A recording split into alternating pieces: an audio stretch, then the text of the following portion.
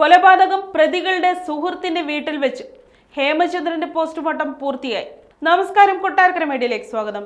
1.5 വർഷം മുൻപ് കാണാതായ ബത്തേരി സ്വദേശി ഹേമചന്ദ്രന്റെ പോസ്റ്റ്മോർട്ടം പൂർത്തിയായി. പോസ്റ്റ്മോർട്ടത്തിന് ശേഷം മൃതദേഹം കോഴിക്കോട് മെഡിക്കൽ കോളേജിൽ എത്തിച്ചു.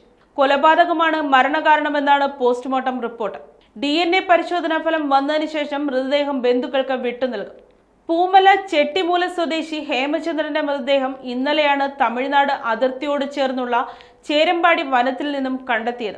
ആസൂത്രിത കൊലപാതകമെന്നാണ് പോലീസ് നിഗമനം. തറനിരപ്പിന് 4 അടിയോളം താഴ്ചയിൽ മറവ് ചെയ്ത നിലയിലായിരുന്നു മൃതദേഹം കണ്ടെത്തിയത്. കേരള തമിഴ്നാട് പോലീസിന്റെ നേതൃത്വത്തിലാണ് മൃതദേഹം പുറത്തെടുത്തത്.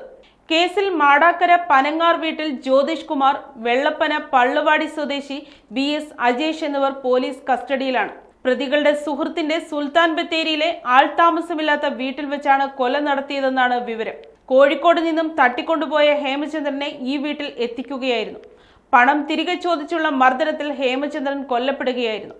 കോഴിക്കോട് മെഡിക്കൽ കോളേജിന് സമീപം മായനാടാണ് ഹേമചന്ദ്രൻ വാടകയ്ക്ക് താമസിച്ചിരുന്നത്. സ്വകാര്യ ചിട്ടിക്കമ്പനി നടത്തിവന്ന ഹേമചന്ദ്രൻ 20 ലക്ഷത്തോളം രൂപ പലർക്കും നൽകാനുണ്ടായിരുന്നു.